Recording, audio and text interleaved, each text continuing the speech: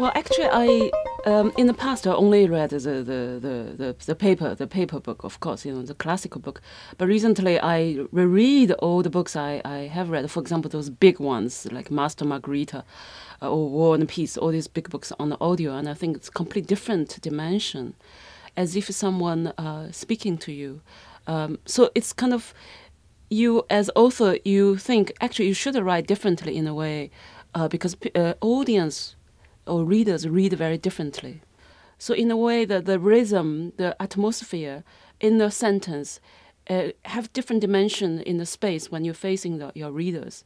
And I think recently that affects my writing a lot, especially if you write with kind of poetic language, or you write with very dense dialogues. That affect your reading or the listener's mood a lot. So I think the literature comes very different form. The thing is with writer, you don't get very excited being shortlisted or won some prize. Maybe people think it's not true, but I think a writer's life is such a lonely, in a way, kind of desolate, speechless life, because you write everything, what you're thinking, and you cannot really communicate with others because you have to write those things down. So to be honest, I don't get very much affected by that, shortlist or prize. But you do need that kind of support from time to time to support your very lonely acts as a writer, especially you do this kind of literature. But it's very good support.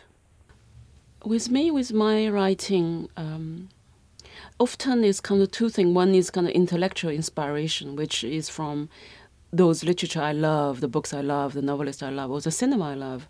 So that kind of inspiration, which is kind of abstract, intellectual, or stylistic inspiration. And then another one is really the real life inspiration, is how I went through, say, last year, my life in Berlin, or how I lived in China for the last 30 years.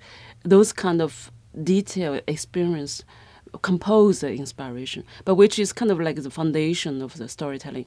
So these two things constructed my narrative. And of course I can say, like poet often got inspired by one singular thing, or an apple on a tree, or a stone on the road. These are the kind of sparkles during your construction of your narrative, but I don't know if that can construct the whole big narrative from that. So with me, real life experience is the most fundamental thing. So the extract called Interim Zone is from my new novel, which is not published yet, called I Am China.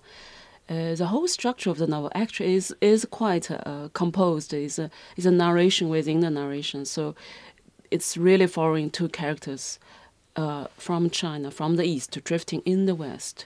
So sometimes they are in the West, or sometimes they are in the, say, refugee camp in London or in Lausanne in Switzerland, and then they would recall back their life in China. But then sometimes the flashback would be from an English person's point of view, recall their life in Scotland, or their past life in some remote place on this planet. So it's a very kind of interlocked, really like mental space, traveling back and forth.